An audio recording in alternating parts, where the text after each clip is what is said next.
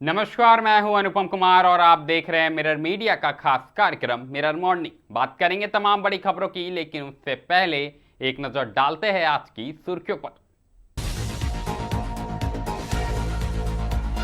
रांची के JSCA stadium में व्यवस्था फेल, मैच देखने पहुंचे दर्शकों के बीच भगदड़, कई घायल।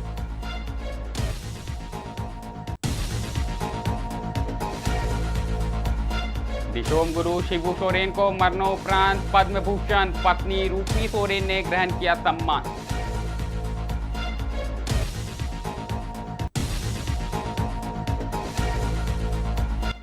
रामगढ़ में पीएम आवास चयन सूची पर उठे सवाल, ग्रामीणों ने डीसी से की निष्पक्ष जांच की मांग।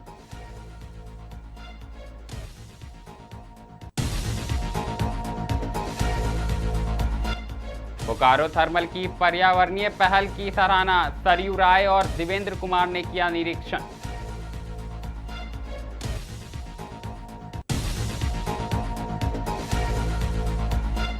श्रावणी मेला 2026 पर फुल फोकस, विधायक सुरेश पासवान ने कहा, श्रद्धालुओं की सुविधा होगी सर्वोच्च प्राथमिकता। अब बढ़ेंगे खबरों की ओर और सबसे पहले बात करेंगे हम राजधानी रांची की। आपको बता दें कि झारखंड टी20 प्रीमियम लीग के फाइनल मुकाबले के दौरान राजधानी रांची के धुर्वा स्थित जेएससीए स्टेडियम में अव्यवस्था के कारण भगदड़ की सूचना आई है। दरअसल घटना में कई दर्शकों के घायल होने की भी बातें सामने आ रही है। घायलों को तत्काल प्राथमिक उपचार के लिए नजदीकी अस्पताल और चिकित्सा शिविरों में भेजा गया। जानकारी के अनुसार फाइनल मुकाबले को लेकर क्रिकेट प्रेमियों में भारी उत्साह था। आयोजकों की ओर से दर्शकों के लिए मुफ्त प्रवेश की व्यवस्था की गई थी, जिसके कारण स्टेडियम के बाहर और प्रवेश द्वारों पर बड़ी संख्या में लोग जमा हो गए। निर्धारित क्षमता से अधिक भीड़ पहुंचने के बावजूद भीड़ प्रबंधक के पर्याप्त इंतजाम नहीं किए जाने से स्थिति अनियंत्रित हो गई और देखते ही देखते अफरा तफरी का माहौल हो गया। अचानक धक्का मुक्की शुरू हो गई और चारों ओर भगदड़ जैसी स्थिति उत्पन्न हो गई। इस दौरान कई लोग गिर पड़े, जिन्हें कई गंभीर चोटें आई। दरअसल घटना के बाद सुरक्षा कर्मियों और पुलिस बल ने मोर्चा संभाला, लेकिन तब तक देर हो चुकी थी और कहीं ना कहीं भगदड़ में कई लोग चोटिल हो चुके थे और स्टेडियम के बाहर अफरा तफरी का माहौल देखने को मिल रहा था। ऐसे में साफ तौर पर प्रबंधक पर आरोप लगाते हुए दर्शक नजर आ रहे हैं कि व्यवस्था को सुव्यवस्थित करना था और अगर ऐसी व्यवस्था नहीं की गई थी तो टिकट का जो था उसे मुफ्त व्यवस्था नहीं करनी चाहिए था। पहले आप सुने क्या कुछ कहना है दर्शकों का। पूरा मैच हुआ, पूरा मैच देखे आपने? पूरा मैच हुआ। हाँ, मजा आया। मजा आया। हाँ, बारिश आ गया, उसी के चलते थोड़ा गड़बड़ा गया। लेकिन क्या भीड़ तो काफी था, उम्मीद से ज्यादा भीड़ था। भीड़ तो बहुत था, बहुत भीड़ था। थोड़ा बहुत अभी बारिश हुआ तो थोड़ा माहौल खराब हो गया। हाँ। उसी के चलते सब कोई बाहर निकल गया बारिश के चलते। बारिश के चलते या फिर भीड़ के चलते माहौल खराब हो गया? भीड़ के चलते तो माहौल बन गया। हाँ, बारिश के चलते थोड़ा माहौल खराब हो गया। भगदड़ भी हुआ कुछ लोगों को? हाँ, भगदड़ हुआ है। हाँ, जाने नहीं मिला कुछ लोगों को? हाँ, हम लोग खुद भगदड़ में घुसे हैं। हाँ। क्या हुआ था उस समय? उस समय टेला टेली मतलब कोई आदमी मतलब 2 आदमी तो गिर गया था। उस समय भगदड़ हुआ, फिर आधा गेट पार के हो रहा था। गेट पर भी लोग काफी हाँ, गेट फांग के भी जा रहा था। लेकिन जो है व्यवस्थाएं कुछ नहीं थी। नहीं थी। हाँ, व्यवस्था क्या लग रहा था? कुछ व्यवस्था नहीं था, तो फिर भी सब आधा दरवाजा टूटा हुआ है, देख लीजिए उधर। जी बिल्कुल, अधिक जानकारी के साथ रांची से हमारे सहयोगी अभिनव जुड़ चुके हैं। तो अभिनव, बताएं क्या कुछ स्थिति थी और इस भगदड़ का क्या कुछ कारण रहा है? देखिए, भगदड़ का साफ तौर पर आप देखेंगे तो भीड़ की वजह से इस तरह से चीजें देखने को मिली है। दरअसल जो ये भगदड़ मची है वो मेन कारण बताया जा रहा है कि भीड़ अचानक से बढ़ गई। दोपहर का समय था और दोपहर के समय से ही जो है क्रिकेट के जो प्रशंसक है, जो क्रिकेट में रुचि रखते हैं, वो धीरे धीरे जो है स्टेडियम की ओर आना शुरू कर दिया और दोपहर तक तो आप देखिए कि वहाँ भीड़ काफी हो चुकी थी और फिर धीरे धीरे जैसे ही शाम आया तो शाम के बाद जो है स्थिति और कह सकते हैं कि भीड़ और बढ़ गई और मेन था कि कैसे एंट्री किया जाए। जो क्रिकेट प्रशंसक हैं उनको बस यही मतलब था कि कैसे हम एंट्री कर जाए।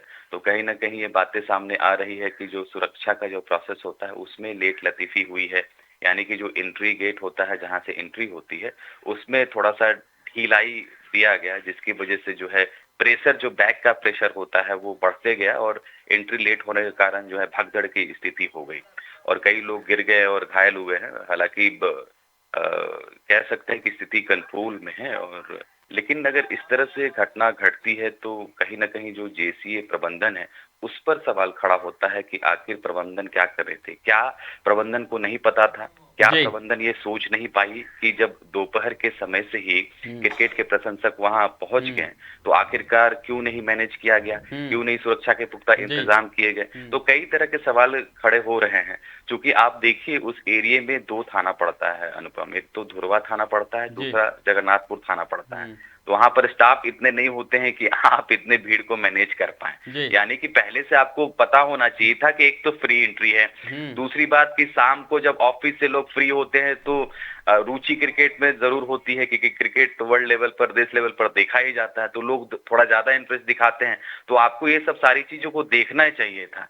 ये पता था कि भीड़ होनी है, लेकिन भीड़ ज्यादा बढ़ गई। आप अंदर अगर विजुअल देख पा रहे होंगे तो देखिए खचाखच स्टेडियम भरा था, जैसे कि इंटरनेशनल मैच हो रहा हो, इस तरह से। आप दिखा रही है अभिनव, लेकिन एक सवाल रहेगा कि जैसे कि तस्वीरों में दिख रहा है कि ये जो भगदड़ था बेहद ही भयावह भगदड़ था, तो घायलों की क्या कुछ सूचना है, उनके बारे में क्या कुछ जानकारी आ रही है? और ये मुफ्त टिकट को लेकर भी अब सवाल उठ रहे हैं कि अगर जब पता था प्रबंधन को तो टिकट का कुछ रेट रखना चाहिए था, सुरक्षा के इंतजाम रखना चाहिए था, क्या कहिएगा?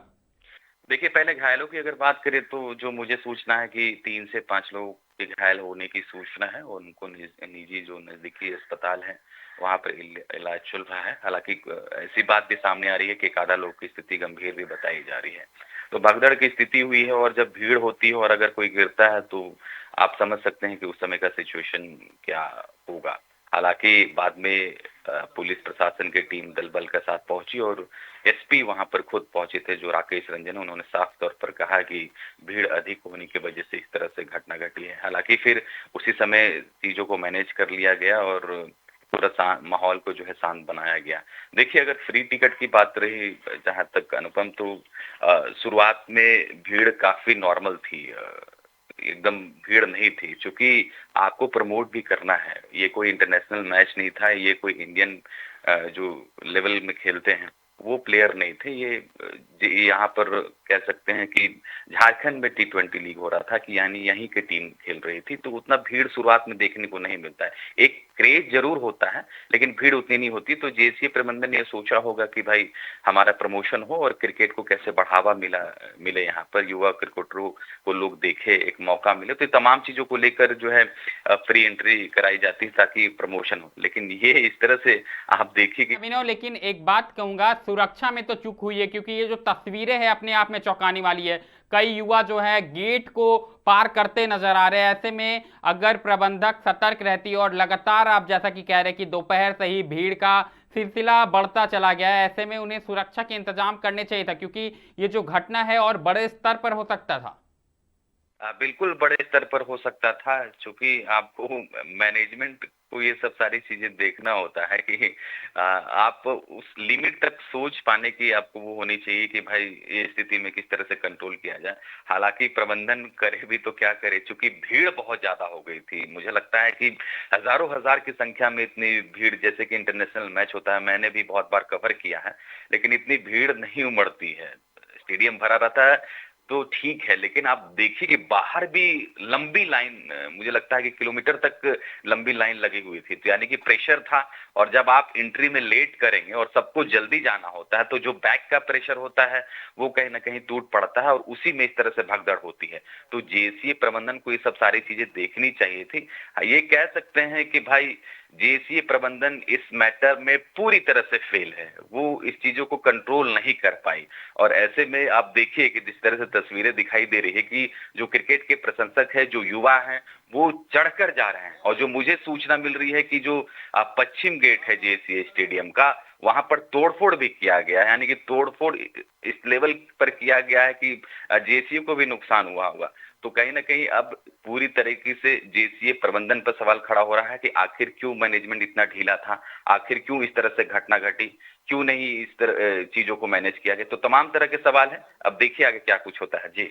जी बिल्कुल, जानकारी के लिए बहुत बहुत धन्यवाद अभिनव। तो कहीं ना कहीं ये तस्वीर हम आपको दिखा रहे थे, चिंताजनक तस्वीर थी।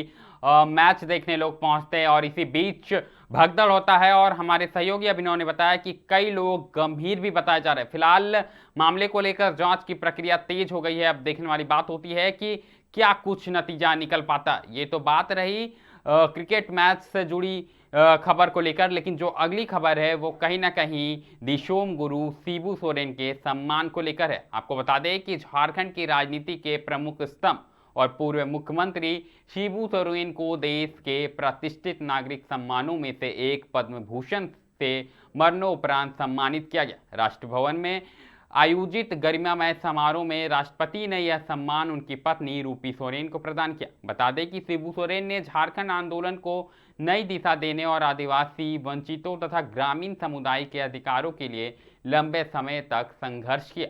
उनके राजनीतिक और सामाजिक योगदान को देखते हुए केंद्र सरकार ने उन्हें देश के तीसरे सर्वोच्च नागरिक सम्मान पद्म भूषण से सम्मानित करने की घोषणा की थी।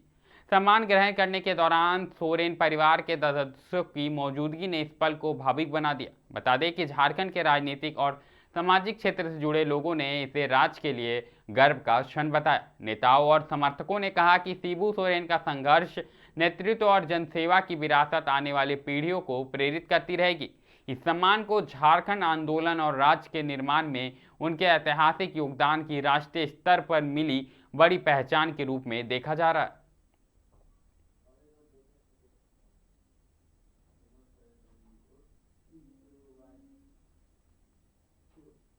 रुक करेंगे रामगढ़ जिले का। आपको बता दें कि रामगढ़ जिले के तलाटाड़ पंचायत में प्रधानमंत्री आवास योजना ग्रामीणों की चयन सूची को लेकर बड़े सवाल खड़े हो गए। दरअसल उपायुक्त के जनता दरबार में पहुंचे पंचायत के ग्रामीणों ने आवेदन सौंपकर पूरे मामले की निष्पक्ष जांच करने तथा पात्र परिवारों का पुनः सर्वेक्षण यानी रीसर्वे कराने की मांग की है। ग्रामीणों ने बताया कि 15 जून 2026 को पंचायत भवन में आयोजित ग्राम सभा के दौरान वर्ष 2025-26 के लिए पीएम आवास योजना की लाभुक सूची जारी की गई थी। उनका आरोप है कि सूची में कई अपात्र लोगों को शामिल किया गया, जबकि वास्तविक गरीब और जरूरतमंद परिवारों को योजना के लाभ से वंचित रख दिया गया है। आवेदन में साफ तौर पर कहा गया कि पंचायत में ऐसे अनेक परिवार हैं जिन्हें अब तक मुख्यमंत्री आवास, अबुआ आवास या प्रधानमंत्री आवास योजना का लाभ नहीं मिला। इसके बावजूद उनका नाम नई सूची में शामिल नहीं किया गया। दूसरी ओर कुछ ऐसे लोगों के नाम सूची में दर्ज है जिन्हें पहले ही किसी आवास योजना का लाभ मिल चुका है। आप भी सुने क्या कुछ कहना है उनका। डीसी महोदय को हमने आवेदन दिया कि जो तालाटाड़ पंचायत है उसमें प्रधानमंत्री आवास योजना की एक ग्राम सभा हुई थी, उसमें बड़े पैमाने पर गड़बड़ी की गई है। गड़बड़ी ऐसी हुई है कि जो पात्र लोग हैं उनको उस योजना से वंचित किया जा रहा है और जो अपात्र लोग हैं वैसे लोग जिनको 2 बार, 3 बार, 4 बार, 5 बार मिल चुका है आवास योजना का लाभ, वैसे लोगों को पुनः ग्राम सभा में पास किया जा रहा है। उसी के हम लोग जो अपात्र लोग हैं उनके विरोध में आए थे और जो पात्र लोग हैं उनको नाम जुड़वाने के लिए रुक करेंगे बोकारो का। आपको बता दें कि दामोदर बचाओ आंदोलन के संयोजक एवं जमशेदपुर पश्चिम के विधायक सरयू राय तथा जरमुंडी के भाजपा विधायक देवेंद्र कुमार ने बोकारो थर्मल परियोजना का निरीक्षण किया। इस दौरान उन्होंने परियोजना में संचालित पर्यावरण संरक्षण संबंधित व्यवस्थाओं का जायजा लिया और कई महत्वपूर्ण सुझाव भी दिए।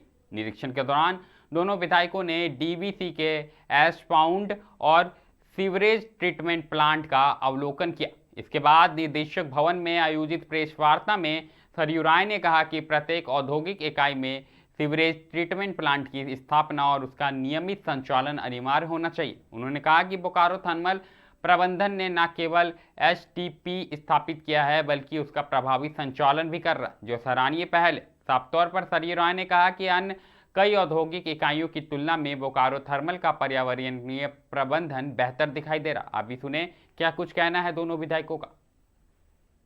अपना नियमावली बनाया है, एक स्थिति तैयार हो गई है, दूसरी तैयार होने वाली है।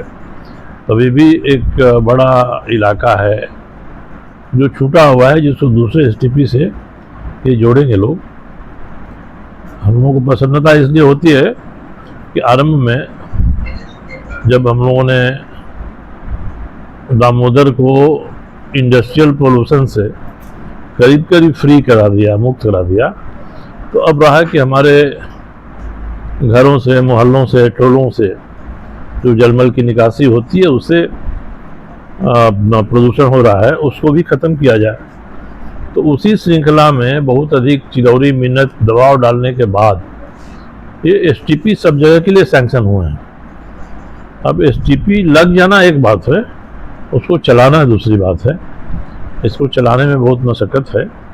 तो जो हमारे लोक उपक्रम हैं ये एसटीपी लगाएं भी और चलाएं भी।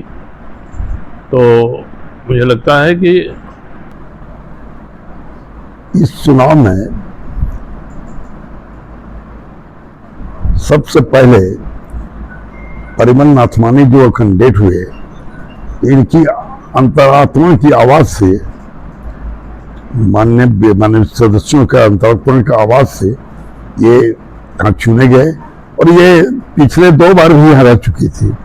इनकी कार्यकलाप को देखते हुए अब मैंने जो भी सदस्य ने उनको मतदान दिया और जीत तो हुई। और इस पर वो लोग आपस में लड़ रहे हैं, क्या कर रहे हैं, क्या बोल रहे हैं, ये तो कोई हम लोग को लेखा जोखा लेना देना नहीं है। राज्यसभा की स्थिति अभी वर्तमान में बनी हुई है, क्या लग रही है सर? कुछ नहीं, ये तो खाली बनी हुई है।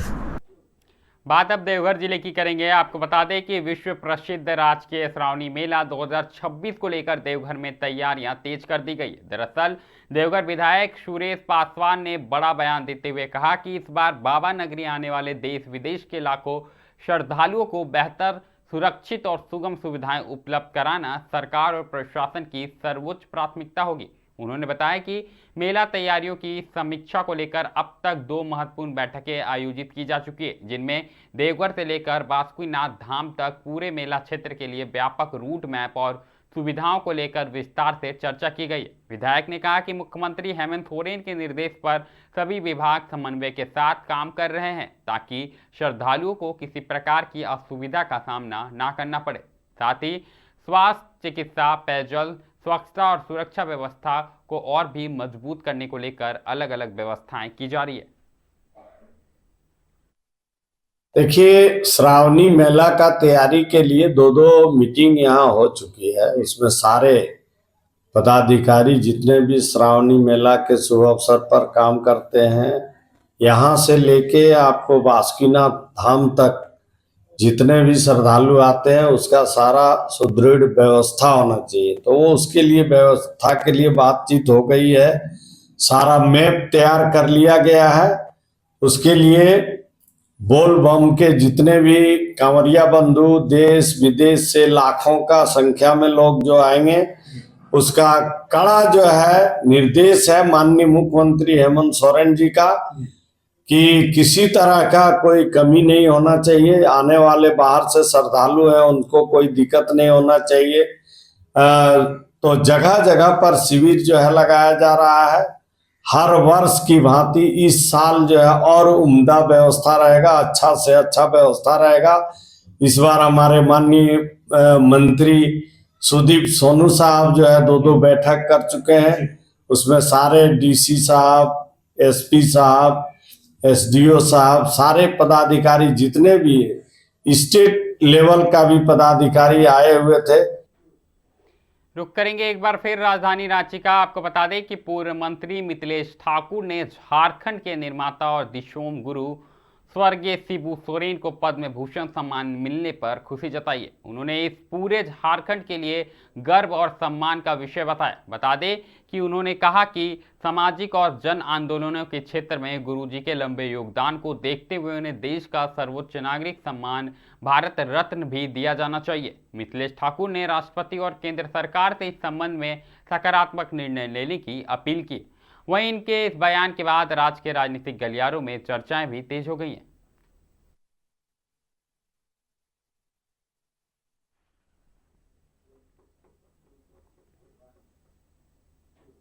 अगली खबर भी रांची से आई है। आपको बता दें कि झारखंड के सबसे बड़े सरकारी अस्पताल रिम्स में स्वास्थ्य व्यवस्था को लेकर एक बार फिर बड़े सवाल खड़े हो गए। दरअसल आरोप है कि गंभीर हालत में एम्बुलेंस से लाए गए एक मरीज को समय पर उपचार नहीं मिल सका, जबकि परिजन अस्पताल परिसर में मदद के लिए गुहार लगाते रहे। प्रत्यक्षदर्शियों के अनुसार मरीज दर्द से तड़पता रहा और काफी देर तक जरूरी प्रक्रिया शुरू नहीं हो सकी। इस दौरान अस्पताल परिसर में कुछ समय के लिए हंगामे जैसी स्थिति भी बन गई। बता दें कि परिजनों के विरोध और दबाव के बाद अस्पताल कर्मी सक्रिय हुए, जिसके बाद मरीज की पर्ची बनाकर उसे ट्रामा सेंटर की इमरजेंसी में भर्ती कराया गया। फिलहाल मरीज का इलाज जारी है, लेकिन इस घटना ने एक बार फिर रिम्स की स्वास्थ्य व्यवस्था और आपातकालीन सुविधाओं पर गंभीर सवाल खड़े कर दिए हैं।